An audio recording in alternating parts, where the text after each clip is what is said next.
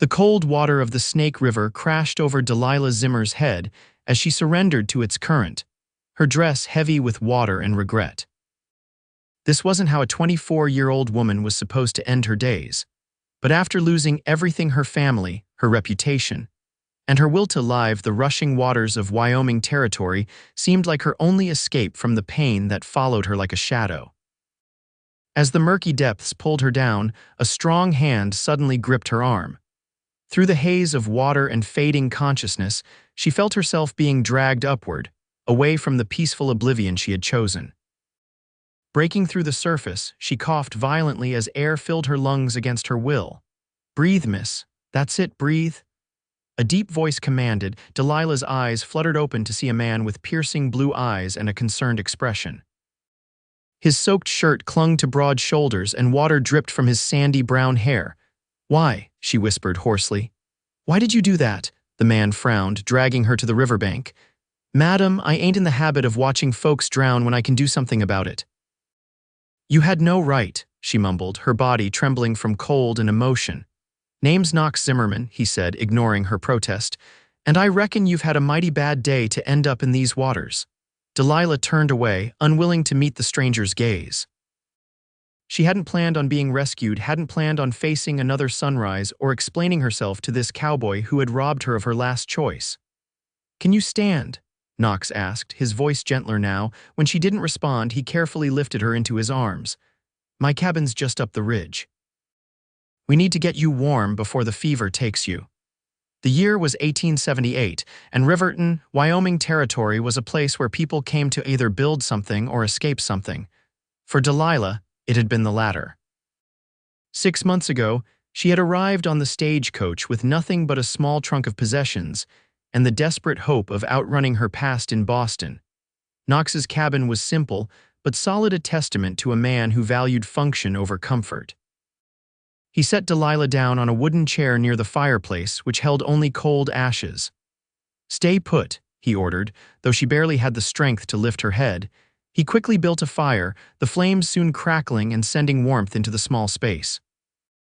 "I'll find you something dry to wear," he said, disappearing behind a partition before returning with a flannel shirt and woolen trousers. "They'll be big, but they're warm. I'll step outside while you change." Once alone, Delilah considered her options. She could run, but to where? And for what purpose? The same emptiness that had driven her to the river still hollowed her chest. With shaking hands, she peeled off her soaked dress and undergarments, using a rough towel Knox had left to dry herself before pulling on his clothes. The door creaked open slightly. "You decent?" Knox called. "Yes," she answered weakly. He entered carrying a steaming mug. "Drink this. It's just coffee with a splash of whiskey. It'll warm you from the inside." Delilah accepted the mug, more for something to do with her hands than from any desire for sustenance. "Why were you at the river?" she asked finally. Knox settled across from her on a wooden stool. "I was checking my traps. I supplement my cattle work with some trapping." He studied her face carefully. "Your turn, you got a name." "Delilah," she replied after a pause. "Delilah Zimmer." His eyebrows rose. "Zimmer. Same as mine, ain't that something?" "It's a common enough name," she said flatly. "What brought you to that river, Delilah Zimmer? And don't say you were taking a swim. Nobody goes into that water willingly in April, especially not fully clothed." She stared into the flames. "Perhaps I don't owe you an explanation." "Perhaps not," he conceded, "but I reckon you owe yourself one." The words struck her with unexpected force. Did she owe herself an explanation? Had she truly convinced herself that death was her only option, or had she simply been unable to imagine alternatives? "I lost everything," she admitted quietly. "My father died 6 months ago, leaving debts I couldn't pay. The family business was sold, our home taken, and my reputation." She swallowed hard. "A woman alone has few options, Mr. Zimmerman," Knox nodded, understanding in his eyes, "and fewer friends, I'd wager. The ones I had disappeared when the money did." Her bitter laugh held no humor. "I came west to start over, but found only more hardship. Yesterday, I lost my position at the hotel for rebuffing the owners. Attentions. Harmon Fletcher," Knox guessed correctly. "Man's got a reputation." "Yes, and now so do I." She set down the mug, her hands still trembling. "I have no money, no work, and nowhere to go." Knox was silent for a long moment, the crackling fire the only sound between them. Finally, he spoke. I need help around the ranch, nothing improper, just cooking, maybe some mending. I'm terrible at both. Delilah looked up sharply. You're offering me work, you don't even know me. I know enough, he said simply. I know you're at the end of your rope, and I know what that feels like. I came west after the war with nothing but nightmares and a horse. Someone gave me a chance once, seems only right to pass that along. She wanted to refuse, to maintain what little dignity she had left, but the alternative loomed in her mind, the cold river, waiting. Why would you help me? Knox's expression softened. Because everyone deserves a second chance, Miss Zimmer, even you, especially you. In that moment, something shifted inside Delilah, not hope exactly, but perhaps the space where hope might eventually grow. It won't be easy work, he continued, but it'll keep you fed and sheltered until you decide what comes next. And if I decide to leave, then I'll wish you well and help you on your way. He stood, stretching his tall frame. But not back to that river, never back there. That night, Delilah slept on a pallet near the fire while Knox took the small bedroom. Despite her exhaustion, sleep came fitfully, her mind racing with the day's events and the strange twist of fate that had brought her here. She woke to the smell of coffee and the sound of Knox moving about the cabin. Morning, he said when he noticed her stirring. Hope you like your eggs fried hard. It's the only way I know how to cook them. Delilah sat up, pushing hair from her face. I can cook if you'd like. Not today. Today you rest. Tomorrow we can talk about work. After breakfast, Knox brought a wooden tub into the cabin and filled it with heated water. Take your time, he said, setting a cake of soap and a clean towel beside it. I'll be tending the horses. Holler if you need anything. Left alone, Delilah sank into the warm water, letting it soothe her aching muscles. Yesterday, she had tried to end her life. Today, she was bathing in a stranger's cabin, contemplating a future she hadn't wanted. The contradiction wasn't lost on her. After her bath, she found a simple dress laid out on the bed, plainly made but clean and whole. It belonged to Mrs. Peterson down the way, Knox explained upon his return. Her daughter left some things behind when she married and moved to Colorado, said you're welcome to them. Please thank her for me, Delilah said, touched by this unexpected kindness. You can thank her yourself on Sunday. Folks around here gather at her place after church for dinner sometimes. The idea of facing people, their curiosity, their judgment made Delilah's stomach tighten. I don't think I'm ready for that, Knox nodded, understanding in his eyes. No rush. These hills have a way of healing a person if you give them time. In the days that followed, Delilah found a rhythm to life at Knox's small ranch. She cooked and cleaned, mended his clothes, and slowly regained her strength. Knox kept his distance, respectful of her space and privacy, yet always present if she needed anything.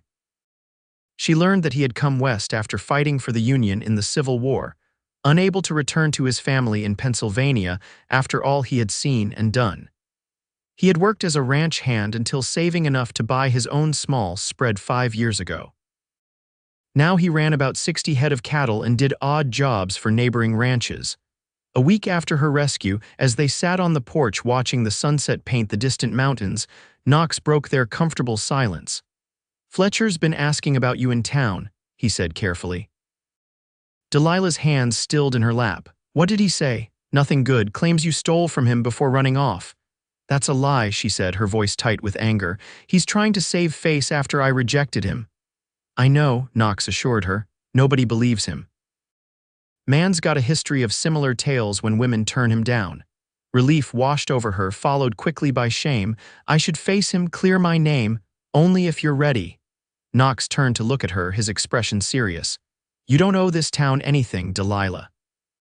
Perhaps not, but I owe myself the truth, she said, echoing his words from that first night. The next day, Knox drove the wagon into Riverton with Delilah beside him. She wore her borrowed dress with her hair neatly pinned, her back straight despite her racing heart. People turned to stare as they made their way down the main street, whispers following in their wake. Knox helped her down in front of the general store. I need to pick up some supplies. You sure you want to do this alone? Delilah nodded, gathering her courage. I'll be fine. Harmon Fletcher's hotel stood at the end of the street, a 3-story building with peeling paint and a sign that swung slightly in the breeze. Delilah's steps slowed as she approached, memories of his wandering hands and whispered propositions making her stomach turn. Fletcher was behind the desk when she entered, his eyes widening in surprise before narrowing with calculation. "Well, look what the cat dragged in," he drawled. "Come back to apologize, have you?" "No, Mr. Fletcher," Delilah said, her voice steadier than she felt. "I've come to inform you that I'll be collecting my wages for the work I completed before you dismissed me." Fletcher laughed, a harsh sound that echoed in the empty lobby. "Wages? After you robbed me blind, you're lucky I didn't have the sheriff arrest you." "We both know I took nothing except what was rightfully mine," she countered. "And we both know why you really dismissed me." His face darkened. "Be careful, girl, you're making dangerous accusations." "Not accusations, Mr. Fletcher, facts." Delilah stepped closer to the desk. "I worked 6 days. I'm owed $3, which I'll take now.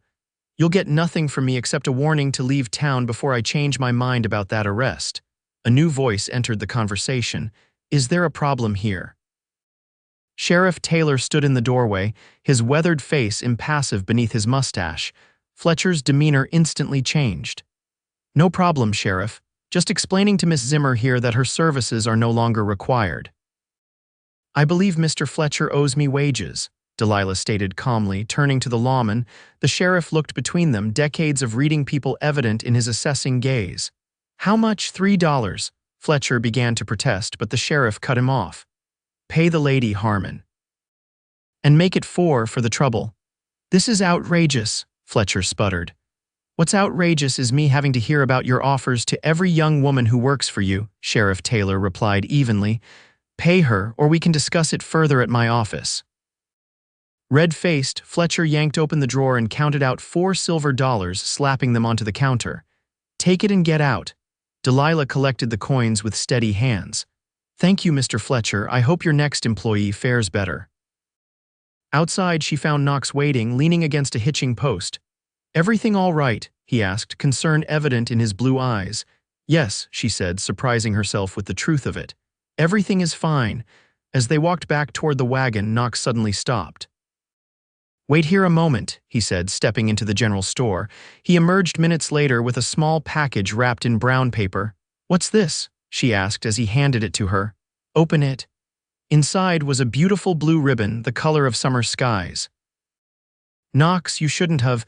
Every lady needs something pretty," he said simply. "Even practical ranch ladies." Something warm unfurled in Delilah's chest as she carefully tied the ribbon around her wrist. It was a small gesture, yet it touched her deeply, perhaps because it had been so long since anyone had given her a gift without expecting something in return. "Thank you," she said softly. Back at the ranch, life settled into a comfortable routine. Spring advanced into summer, bringing longer days and harder work as Knox prepared for the cattle drive in late August. Delilah found herself rising before dawn to prepare breakfast, then spending her days tending the vegetable garden, caring for the chickens, and keeping the cabin in order. To her surprise, she began to enjoy the physical labor, the way it tired her body and quieted her mind. The endless Wyoming sky and distant mountains gave her a sense of perspective she had never found in Boston's crowded streets. Here, her problems seemed smaller, more manageable. And then there was Knox. He never pressed her for details about her past, never made her feel indebted for his help. He treated her with a respect that gradually eased the wariness she had carried since her father's death. They began to share more during their evening meals, stories of their childhoods, hopes they had once harbored, books they had read. Knox revealed that he had trained as a teacher before the war changed his path, which explained the small but well-worn collection of books on his shelf. "Why didn't you go back to teaching?" Delilah asked one evening as they sat on the porch, watching lightning flicker in distant clouds.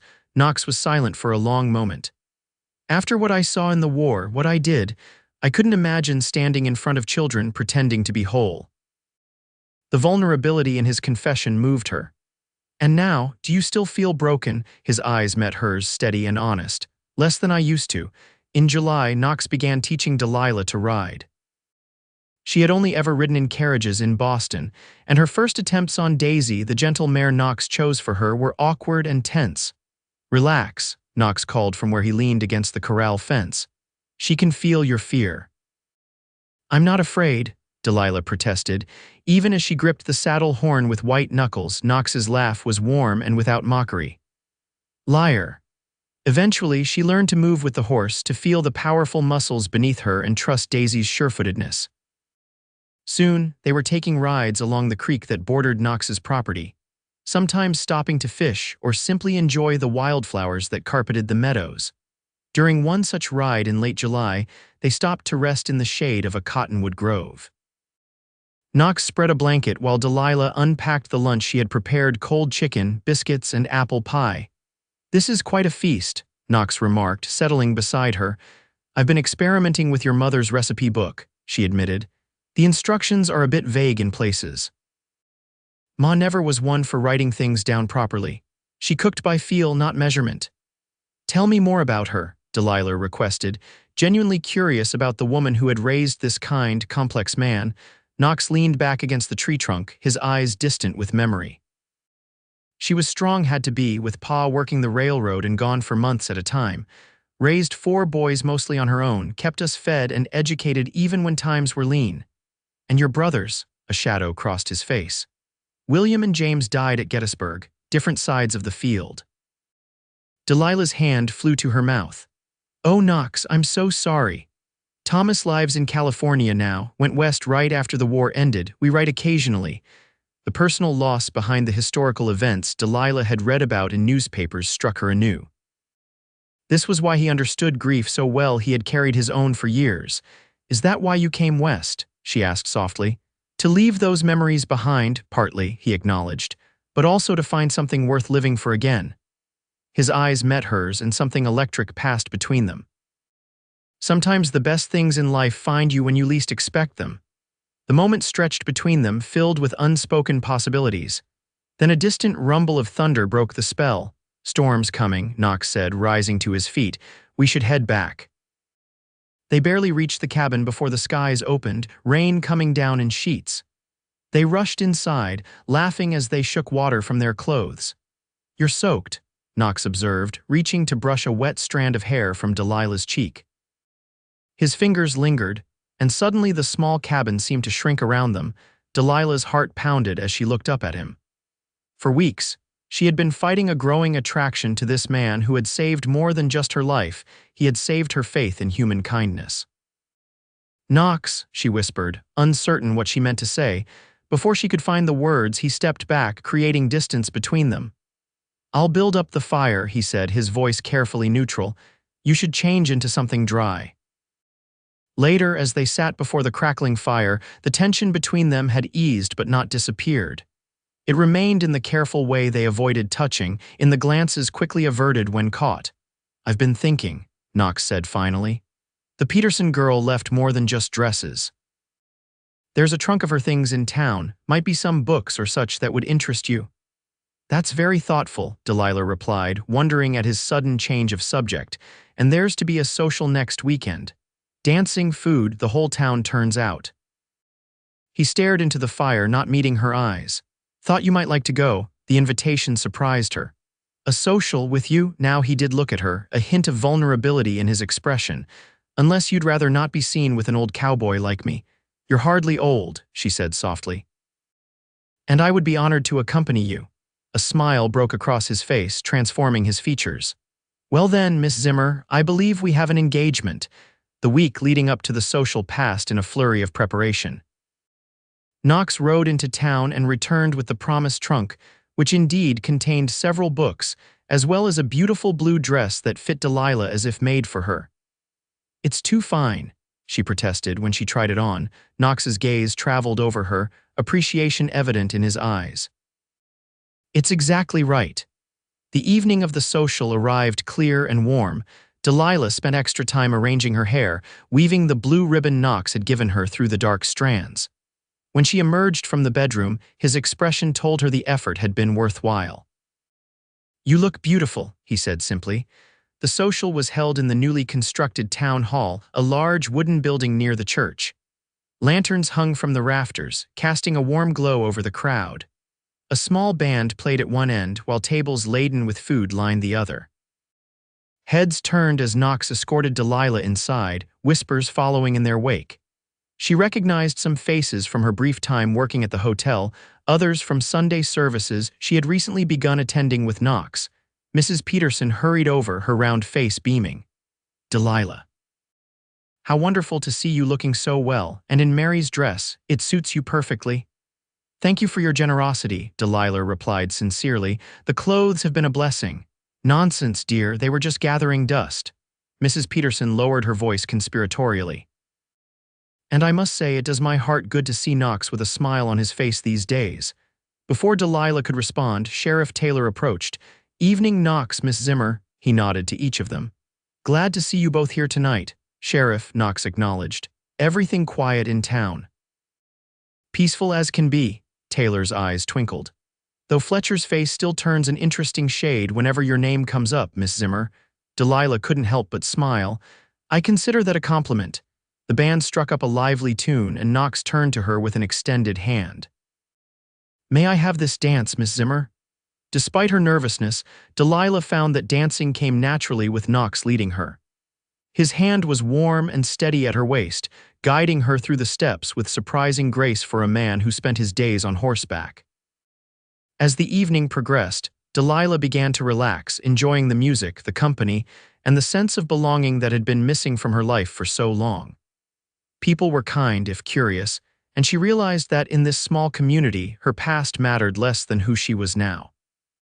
During a pause between dances, Knox brought her a cup of punch. "Having a good time?" "Yes," she answered honestly. "Better than I expected." His expression grew serious. "There's something I've been wanting to ask you." Before he could continue, a commotion at the entrance drew their attention. Harmon Fletcher stood in the doorway, clearly intoxicated, his angry gaze sweeping the room until it landed on Delilah. "There she is," he slurred, pointing an accusatory finger. "The thief who thinks she's too good for honest work."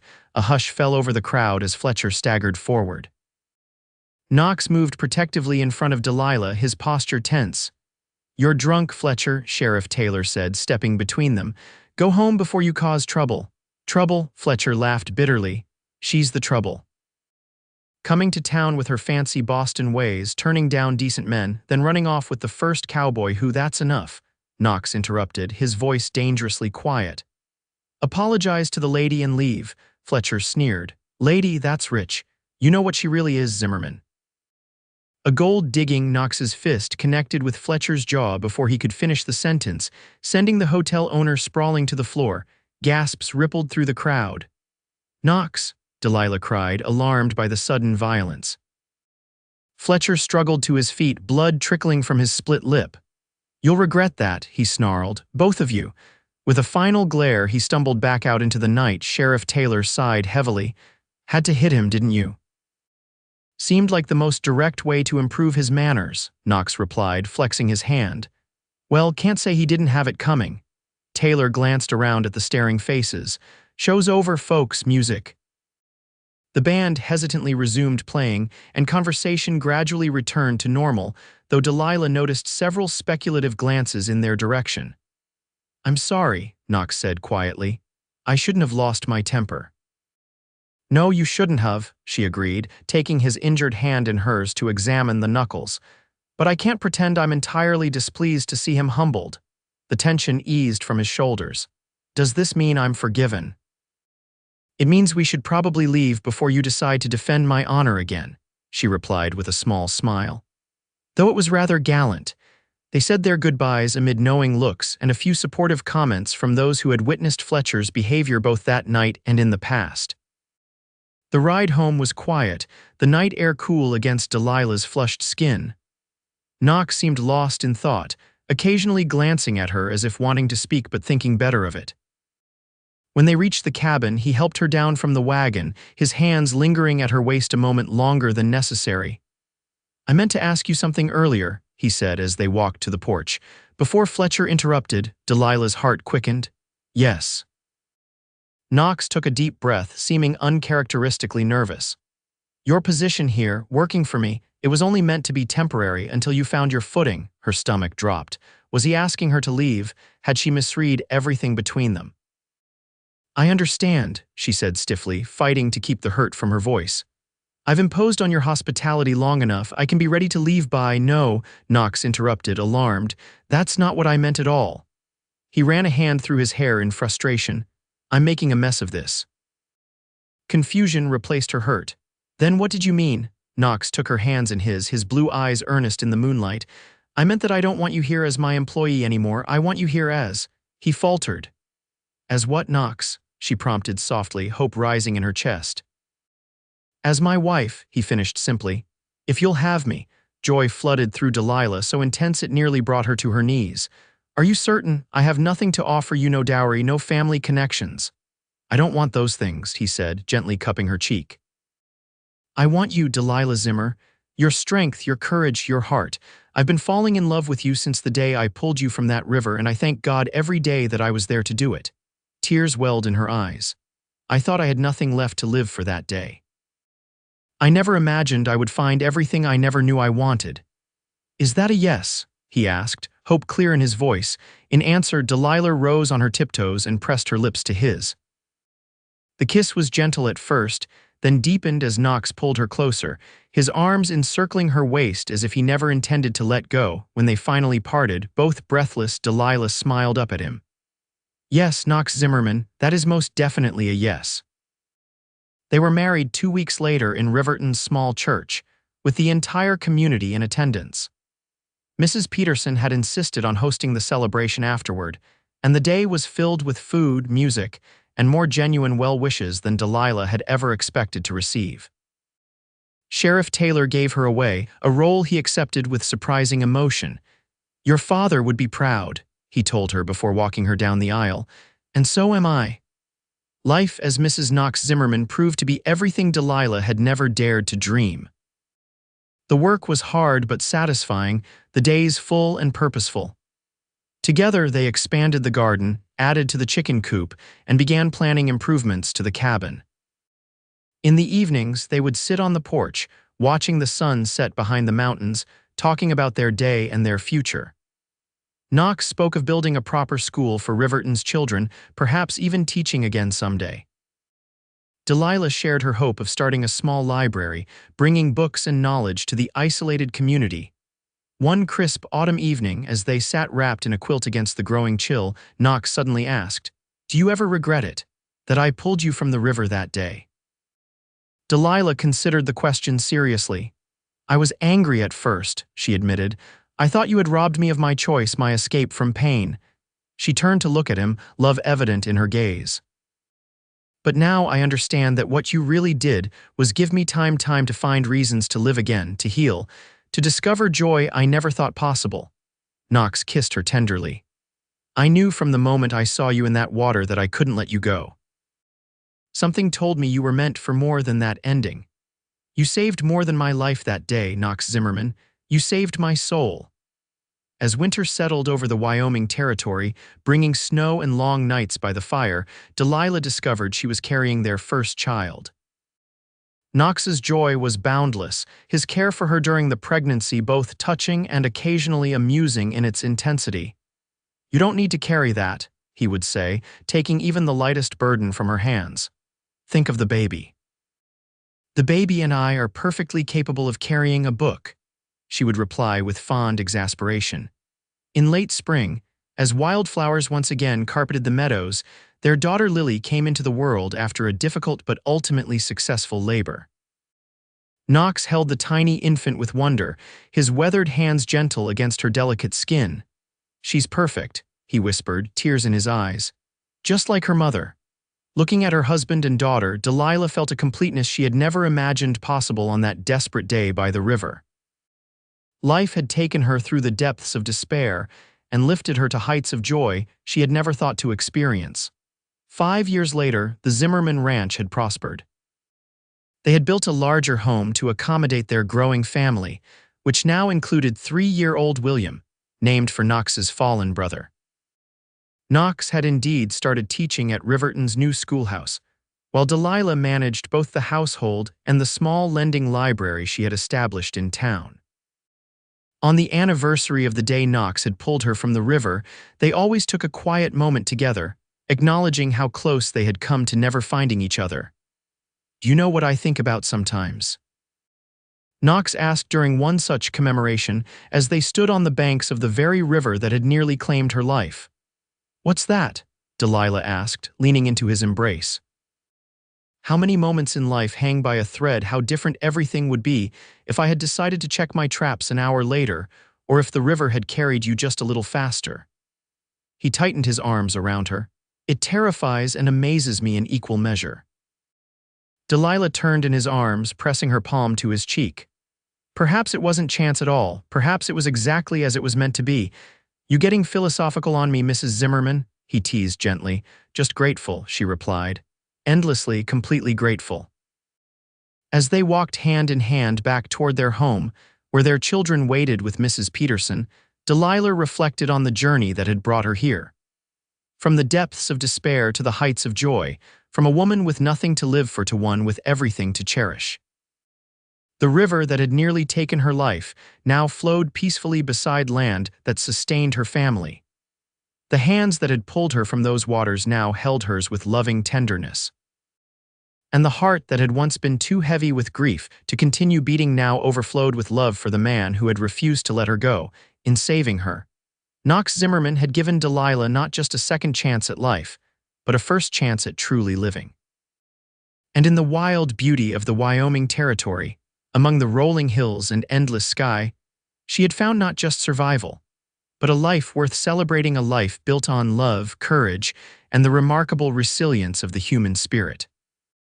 On their 10th anniversary, with 3 healthy children playing in the yard of their prosperous ranch, Knox presented Delilah with a small wooden box. Inside lay a delicate silver locket. "Open it," he urged softly. Within were 2 miniature portraits, one of Knox on their wedding day, the other a carefully preserved length of blue ribbon, the very one he had given her all those years ago. "To remind you," he said, fastening it around her neck, "that even the darkest rivers can lead to the brightest shores." Delilah touched the locket, tears welling in her eyes. "I don't need reminding," she whispered, "not when I wake up beside the reason every morning."